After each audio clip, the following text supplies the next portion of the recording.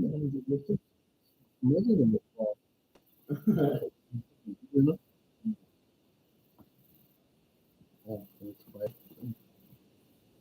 what? Now what?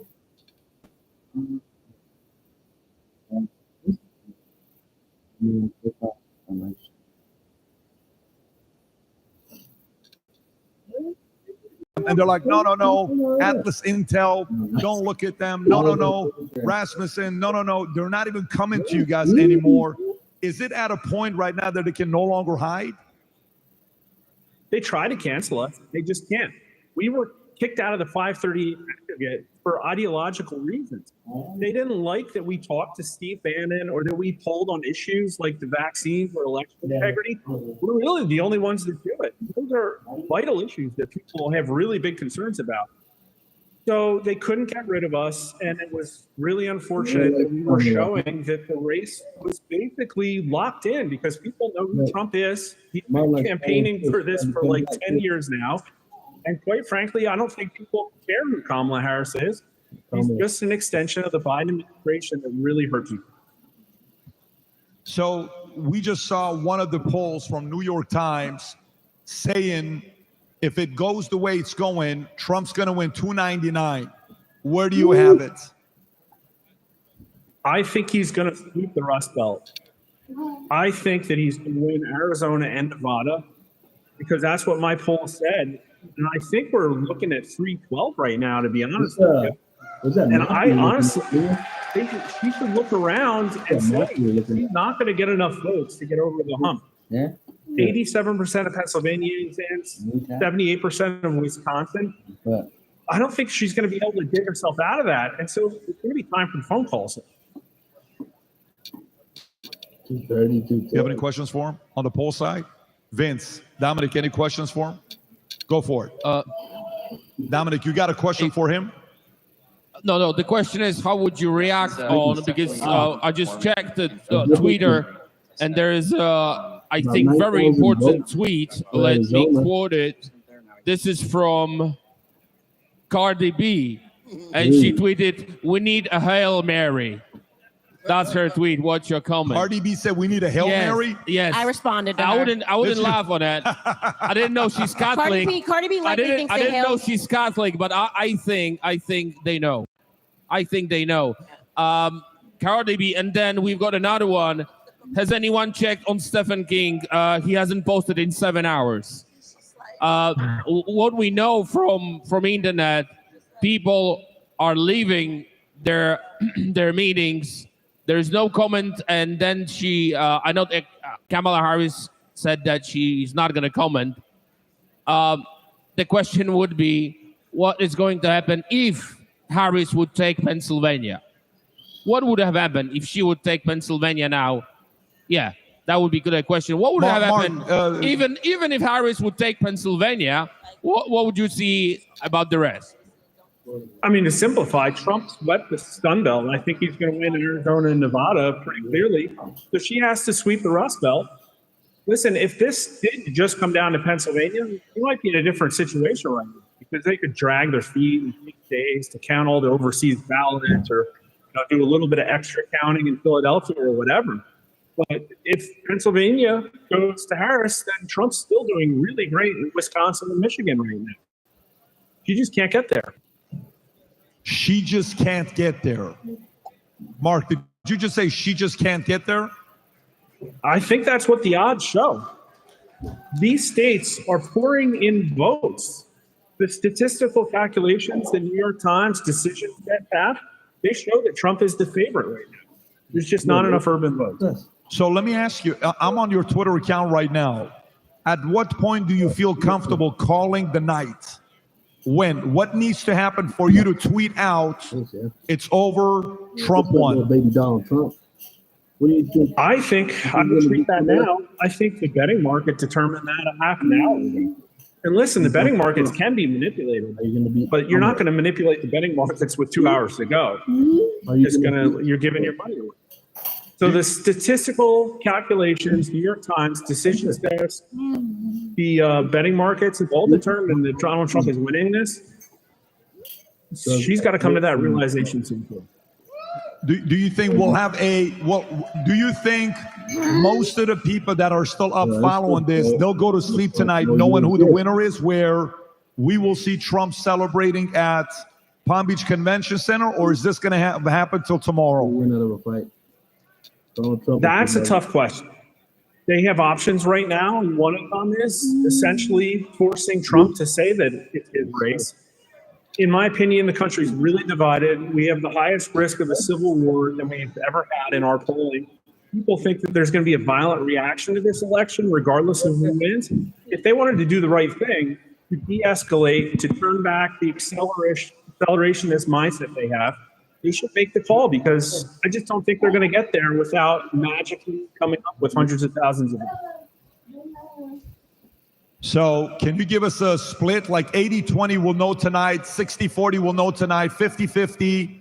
Where are you at? You're in the percentage business. Can you give us a percentage?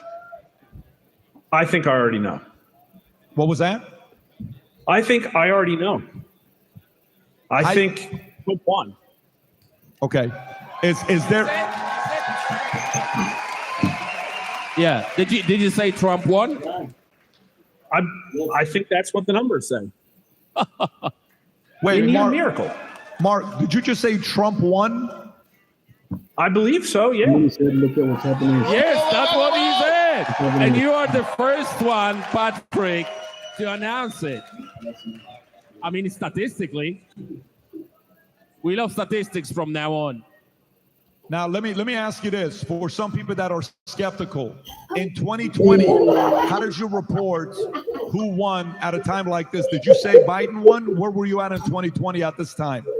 Wow. In 2020, the average for national popular vote polling showed that Biden was up roughly 6 points. Our final call was Biden +1, but in every single one of the swing states, we had Biden winning big. To be honest, it was quite a fluke that Trump got as close as he did in all the swing states. And then the issue is that we all saw what happened. Trump miraculously outperformed the polling because there was a massive left-wing polling miss, even in our own polling. And yet Donald Trump lost by 0.03. Mark, thank you for joining us. We appreciate you for your Thank efforts. you so much. What you do Thank is you very very much. important. Much respect to you. Thanks. Happy to be here.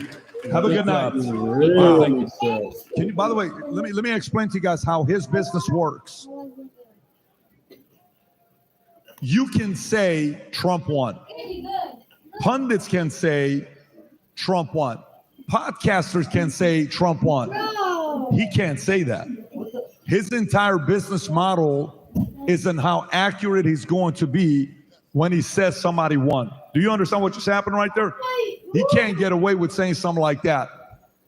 Do you think you got it on there? Well, for him to say something like that, how you feeling? Oh, yeah. For what he just said. You know, it's funny as you talk to him. The thing that I'm thinking is that look, and obviously it's looking very good for Donald Trump right now. If he's right, and Donald Trump cracks 300, he's got more than three. What did he say? He said 312 or something like that electoral votes.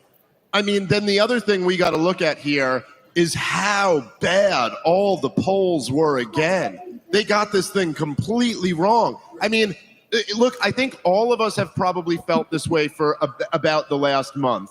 Correct me if I'm wrong, but Pat, Candace, I'm sure you guys agree with me on this when I say everything you could tangibly measure this election by, like everything you see and feel and observe, it looked like Trump was running away with it.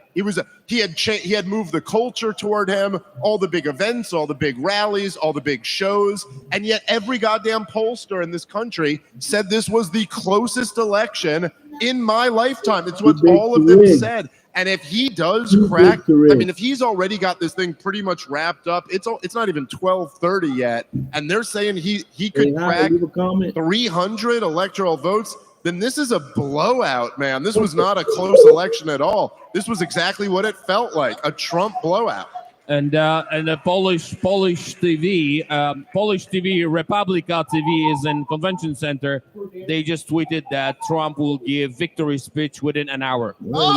They just announced it now. By the way, so Polish TV, Republika TV. We just had a friend that drove up from Mar-a-Lago to come and give us an update and then head back up there again. Is Emily Austin here? Sam, do we have Emily Austin here? Make some noise. Can we get Emily Austin up on the stage, please? Where are you? So good. All right. So this is now Emily. How you doing, Emily? How are you? If you don't mind giving Emily, how are things looking at Mar-a-Lago? You just came from there. What's the energy like? Yes, I'm going to head back shortly. Everyone there doesn't seem to be nervous. I got there and I'm like biting my nails and I'm like, all right, guys, keep it real. You know, there's no reason to lie in this room. I'm not working tonight. And they're like, oh, honey, we got this. And I was like, thank God.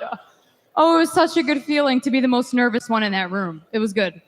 So really, no one is panicking, nervous, They're nothing. partying. They're literally like And who's partying. there? Is it everybody that's there? I saw Elon is there with his kid on his shoulder. Elon, I think, left. Dana White's there. I think Vivek just got there. So the whole team is there. The squad. By the way, watch this. Rob, can you pull up the clip of what they're doing right now? Kamala's after party. Like they're waiting for the party. This is what the energy is like. Rob, I put a thumbs up on the video if you can show that. If you go to PVD Podcast, I gave a thumbs up on the video you guys sent. Do you see it? This one here, Rob, if you can pull it up. I just gave it a heart. I give you a question. I'll give you exclamation. I'll give you a ha-ha. This is what's going on with Kamala's camp right now, folks. Please be Well, nice. the crowd here is still large, is still loud, but a little bit more subdued. And the word that I keep hearing, it must be some new phrase that's entered the lexicon, is the idea that people here are nauseously optimistic. Not just cautiously optimistic, but nauseously optimistic. Have you ever heard anybody use the phrase nauseously optimistic? That would be the first time I've ever heard that phrase. Yeah. I'm nauseously optimistic. I mean, what? Absolutely not. Subdued, but nauseously optimistic. I don't think that is reality. I think I'm disgustingly optimistic with Trump. I'm disgustingly optimistic with Trump. Disgusted. You know how amazing it is to be alive during this time? I remember watching Gone with the Wind when they burned Atlanta and Rhett Butler told Scarlett, remember this night, this is the night that the Old South died. Type in the comments. We're watching the death of a evil institution in real time. And it's because the American people stood up and say, no more of this. They took it too far, like they always do.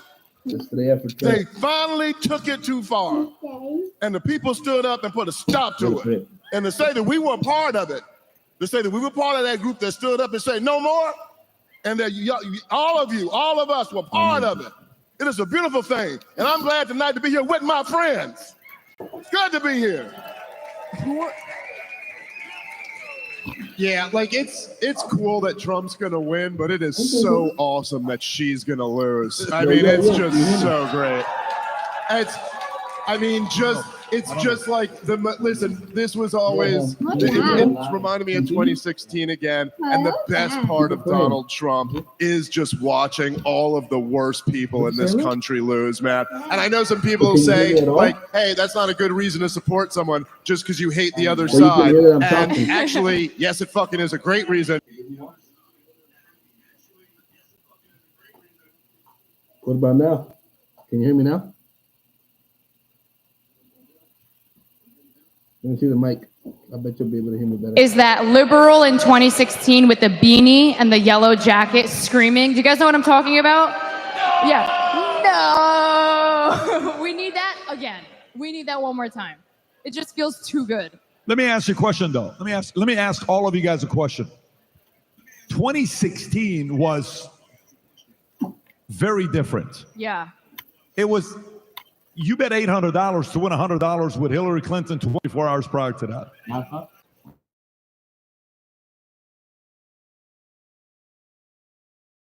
I mean, they were convinced she's going to be a president. Do you remember, by the way, Twitter has probably a history of top 10 worst tweets of all time. Do you guys know what could compete for the #1 worst tweet of all time? Tell us, Dave. Happy birthday to this future president. Do you guys know what this is? Hillary Clinton tweets a picture of her as a kid saying happy birthday to the future president.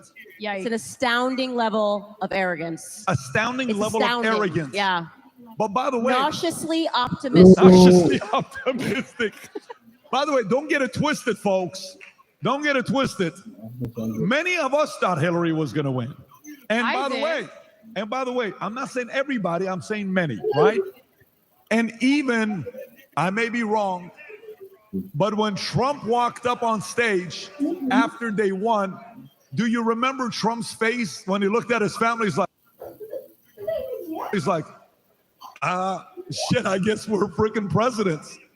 I can only imagine when he's looking at Melania saying, babe, I think you're the first lady. Seriously? I think we won. I don't think 2024 is 2016. Wait. There's just so much happening here. Can we just focus on this for a second? First and foremost, just wishing yourself a happy birthday in general is amazing. Why would you do that? And then but this was the general attitude that they have. Like, I remember also the night before, rather than going out and meeting voters, she threw a Beyonce, I would like to introduce to you the next president of the United. I mean, they were just so convinced that she had won in the most incredible way. But you rarely see this level of arrogance to tweet to yourself happy birthday and just basically saying like you're going to be the president. And that's why I do think she did suffer some form of a psychotic break after the election. Come back from it.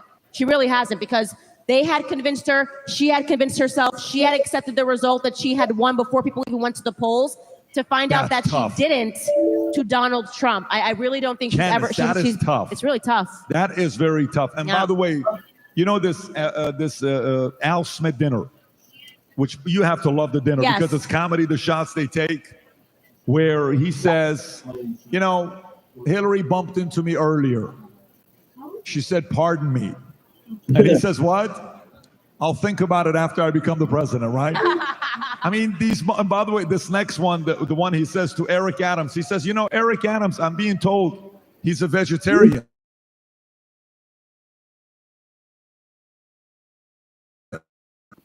I don't know why he likes turkey so much.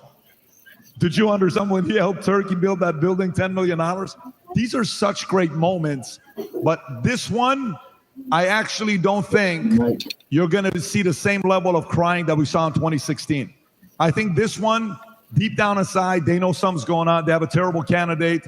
They've been trying to fake it. They'll cry a little bit, but you're not going to see the greatest highlight reel of all time from 2016. My opinion, you could say I'm wrong, but I just think it's going to be a different highlight reel. Dominic? It is true that you cannot compare the Clintons because I see them as a couple or as a clan with Kamala Harris. You cannot compare them in any way. She was terrible.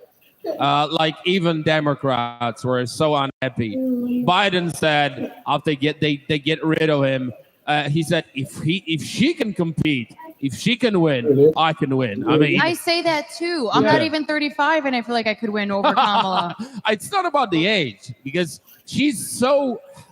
I can say that she's so stupid. I mean, come on. I tweeted this morning. I mean, she's really is. When I heard Mr. Trump when he says the low IQ and this, even if she's not stupid, the way she behaved, the arguments she was using were so primitive. You cannot build the future of the nation on death. That's what I said in the beginning. Exactly. If you want a future for your country, you cannot talk about death. All the children, about killing all the children. You cannot talk and be obsessed about abortion. You cannot. This is how they end up talking about abortion, talking about transgender, about children being, indoctrinated about transition, and they are they were about to destroy this nation's future. And thank God, it seems like Mr. Trump is the next president of the United States.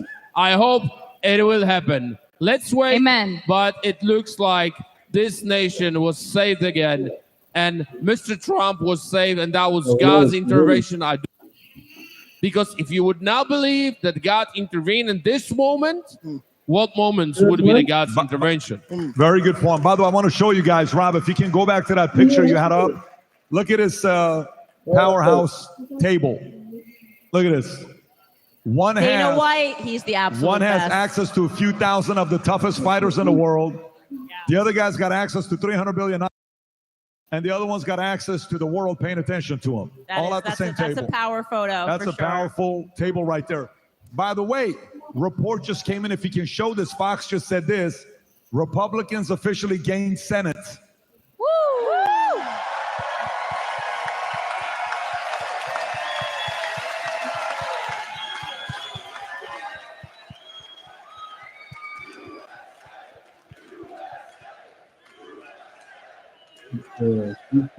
That's wild. Wow. Emily, let me ask you a question. Your community, we had earlier Little Pump. Little Pump, 24 years old, rapper, got tens of Do millions. you say Little Pump? I said Little Pump. It's Lil Pump. Little Pump. What did it sound Little like I said? Pump. It's like little baby. It's That's like exactly what it is. It's Little. Like Lil, Isn't that his name? Lil. Am I saying it wrong? Guys, dude, I'm too old for this. It's I have no idea. L-I-L. Don't make fun of my I'm accent in front of millions of people. This is embarrassing for me. Little baby. So Little Pump is here. I asked him a question at 24 years old. He's coming out at 2020 saying he supports Trump. And a lot of rappers in his community are calling him, say, hey, how would you do this? What's wrong with you? For yourself, you're in your 20s. Have you noticed some friends who would have never voted for Trump calling you saying, I'm thinking about shifting? And if yes, maybe share a story or two with us. So most people my age, okay, so like a year ago, I'd say I'm like a baby. Okay, not that 23, now I'm like a fully an adult. But now we're thinking about, okay, I'm going to move out of my house soon. I'm going to have to live on my own. I'm going to have to buy my own groceries. I'm going to have to support myself. And thinking about that today is so scary. This is like a personal story to share, but my older brother is 24 and he like cried to my mom a month ago. He was like, Mom, how was it so much easier for you and Dad? Now, it wasn't easy. They had different problems. But he's like, how did you guys buy a house? Like, I don't even see that in my future. How did you do X, Y, Z? How did you get married? How did you have 4 kids? And watching my brother have to go through that, like, that hurts. It's crazy to think that people my age are going to have to suffer through this shitty economy because... Where does a guy get a right to say what a woman is? Women only know what women are. Are you a cat? No. Can you tell me what a cat is?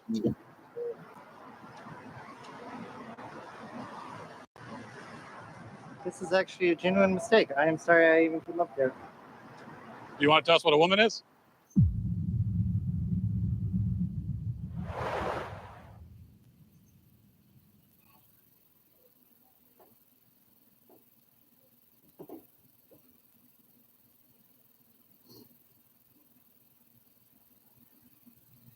Time for dinner, kids.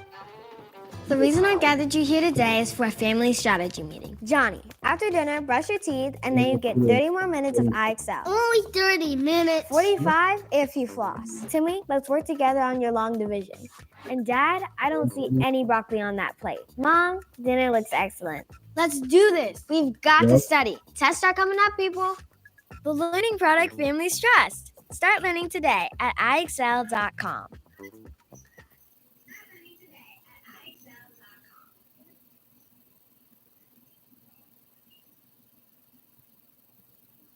If I'm buying a $600,000 house, $500,000 house, 75. It used to be 4 years ago, you needed 75,000 to buy a house in America.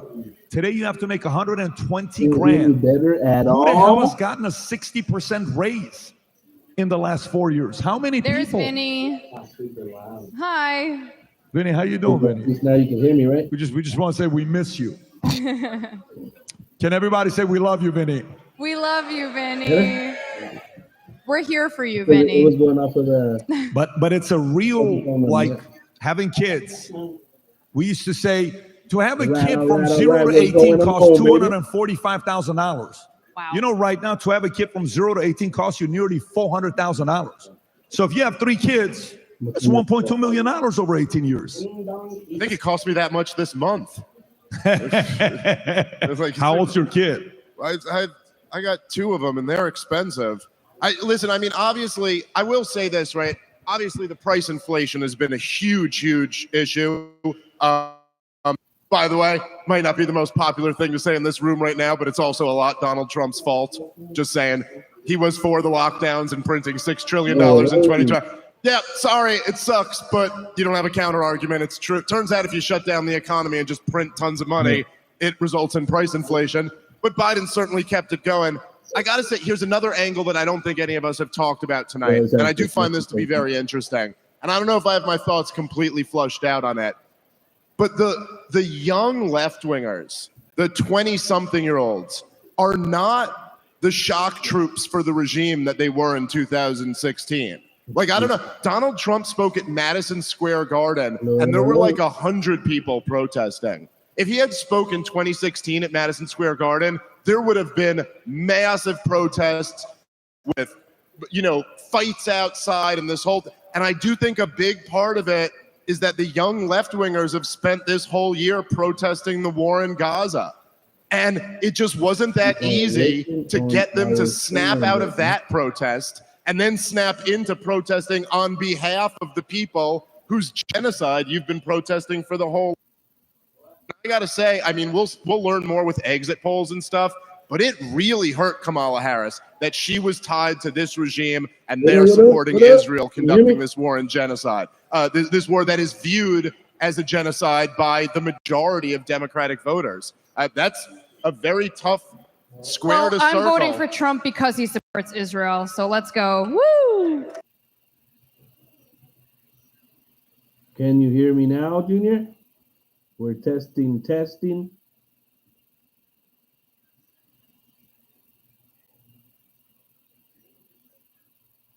Junior, are you watching it on mine or no? Yeah. And it didn't pause? No. Oh, yeah, but. Like the sound? I went down on the sound right here.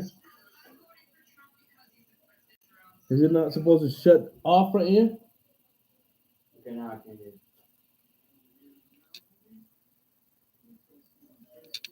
Oh, it's just a little bit late. Just kidding. No, I mean, I'm not kidding, but just thought it was funny. No, it's just the fact that when Trump was there, it was more peaceful.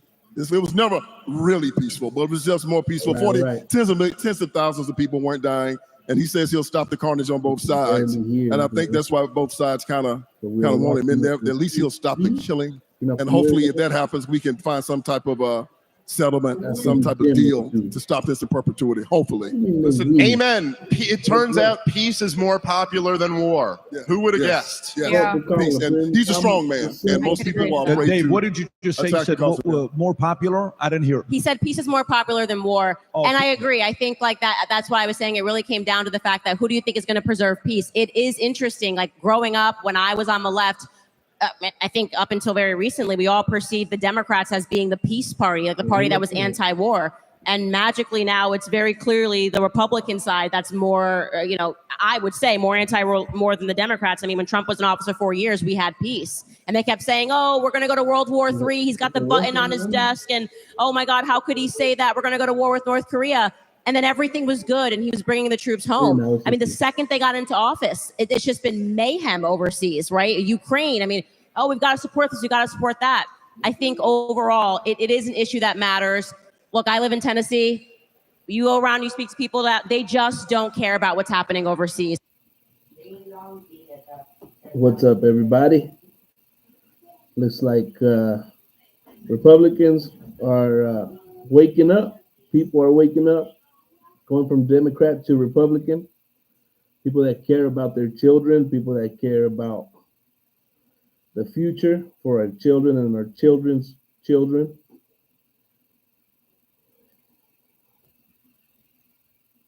Leave a comment on why you decided to vote for Trump, especially if you were a Democrat, especially if you didn't vote before. Why are you deciding to vote for Trump today?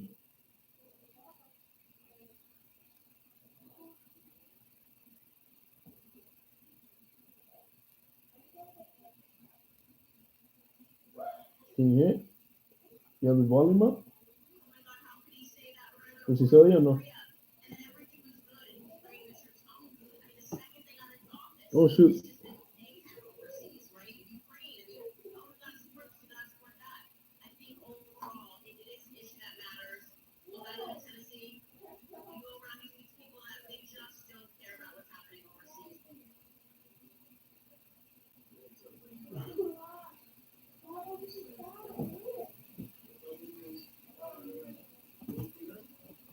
Oh, it's I'm not watching it live. You're not? Now. Oh.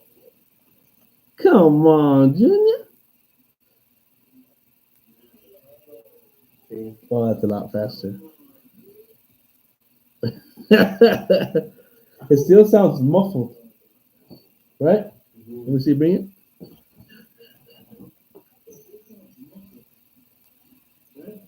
What if I talk right into it?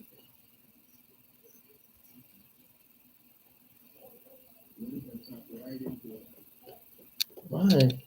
Why does it sound like that? Let's see. I wonder if I lower the quality, if it'll upload a little better.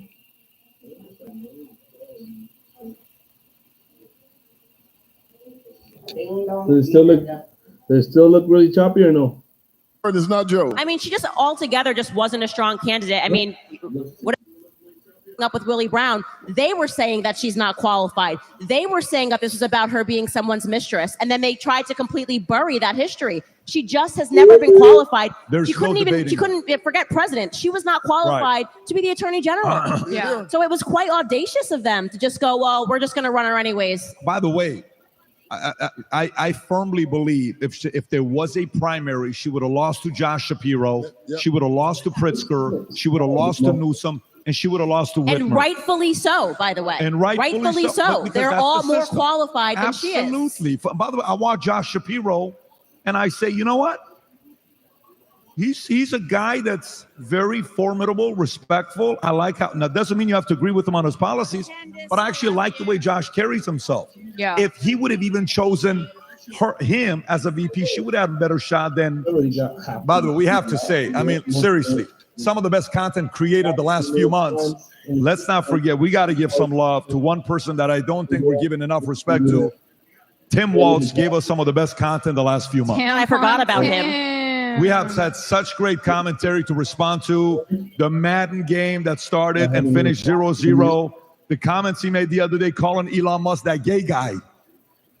He called Elon Musk that gay guy. Who calls Elon Musk that gay guy? The guy's got 11 kids. They go live. They go live and then they'll react to like videos. And once it's over, it'll turn into a video and people watch it. What's up? What's up? Say what's up in the chat.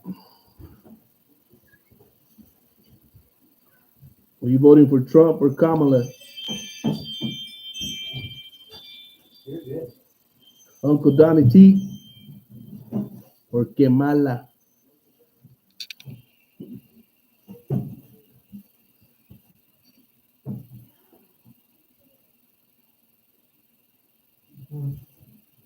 Ding dong, eat it up, eat it up. What's wrong with that boy?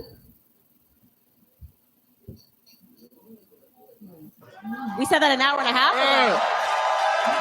I think it made you better. Respect to Tom, Amy, and our team. They called it an hour and a half ago. Good for you, Tom. I just got a message that Mr. President will give his victory speech any minute now. Just got a message. See what? Ding dong, eat it up. I'm right in front of him. I'm right in front of the mic, and they don't really hear me. But Mr. Indian over there, Mr. Ding Dong, eat it up. How? Ding dong, need it up. Ding dong. Ding dong, need it up.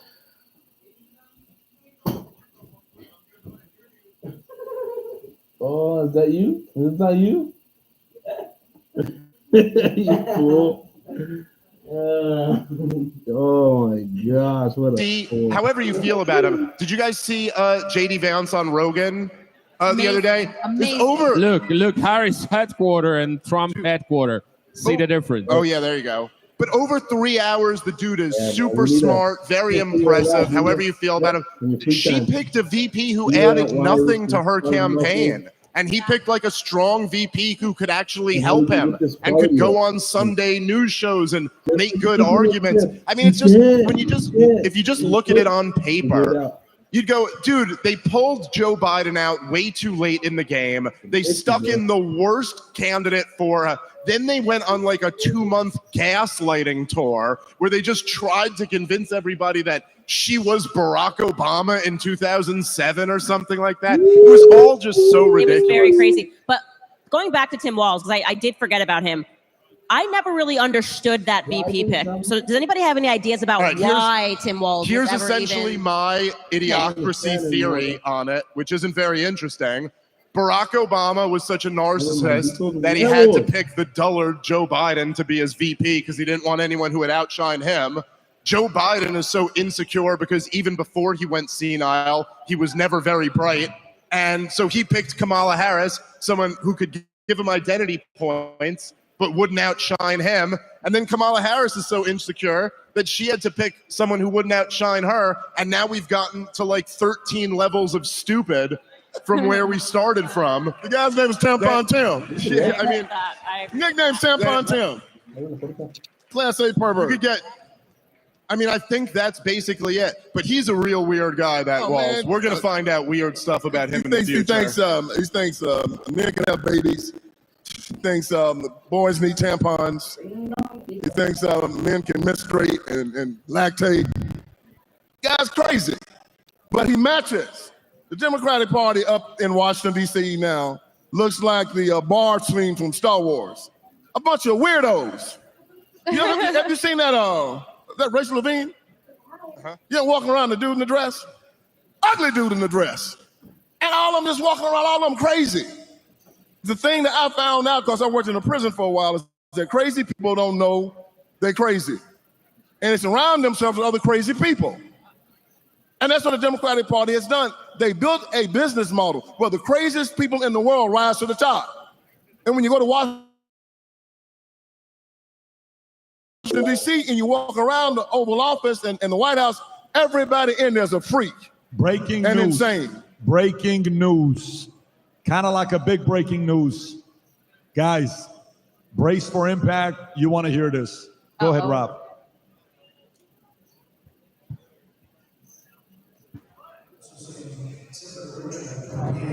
Harris Walz campaign co-chair speaking at the Harris Watch Party. Let's listen. Votes to count. We still have states that have not been called yet.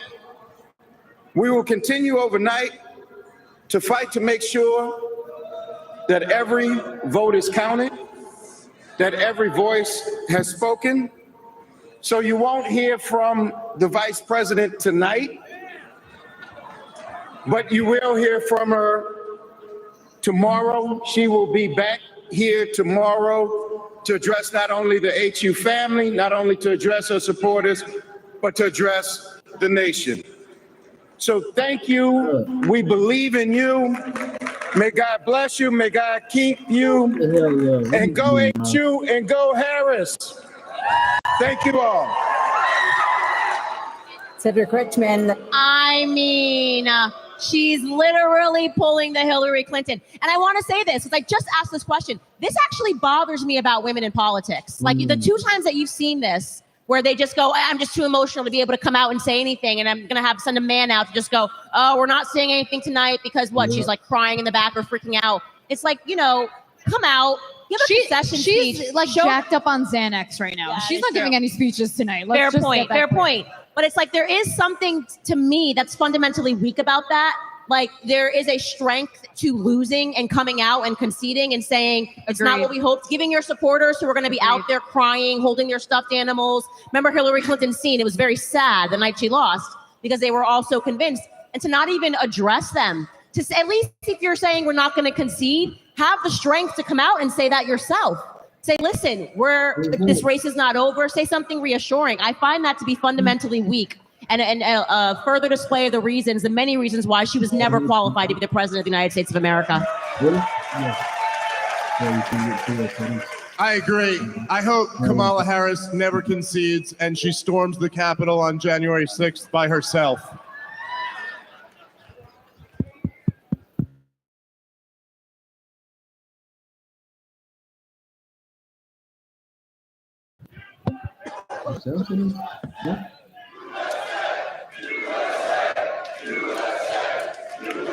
You know, something that I feel like wasn't brought up enough during her run on the media side, and Candace said, I actually want to hear your opinion on this.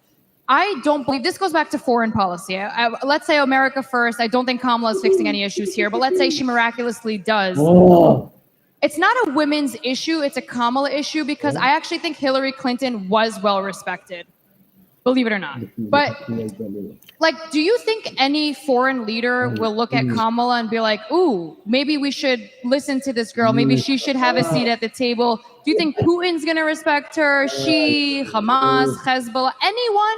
Will anyone look at her and be like, oh, maybe we shouldn't screw with the United States? You know, they look at Trump and Trump's like, my button works better than yours. And Kamala's like too busy giggling. She probably doesn't know what foreign policy is. But that wasn't brought up. Like, I feel like nobody spoke about that because they call it, a women hatred thing, a misogynist thing. But no, it's a Kamala thing. And everyone's scared to touch on it because I guess they're scared to get canceled. I don't know. But that scared me a lot. It still scares me.